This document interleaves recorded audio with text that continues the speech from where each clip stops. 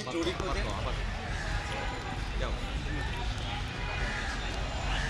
1971 সালে মানবতা বিরোধী অপরাধে জড়িতদের বিচারের জন্য সাবেক প্রধানমন্ত্রী শেখ হাসিনা যে আন্তর্জাতিক অপরাধ ট্রাইব্যুনাল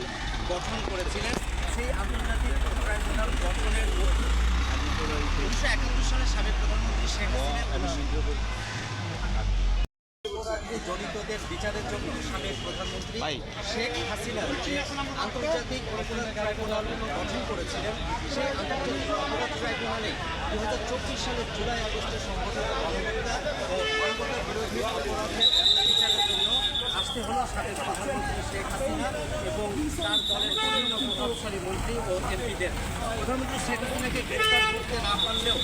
তার দলের যে সমস্ত মন্ত্রী এবং এমপিরা আছেন তাদের মধ্যে থেকে এই যে 13 জন আজ আসলেন, এই 13 জনের বিরুদ্ধে তদন্ত শেষ করতে আন্তর্জাতিক অপরাধ ট্রাইব্যুনাল 17 ডিসেম্বর পর্যন্ত সময় বেঁধে দিয়েছে। তার মানে বোঝা যায় আন্তর্জাতিক অপরাধ ট্রাইব্যুনাল এই বিচার প্রক্রিয়া শেষ করতে কতটা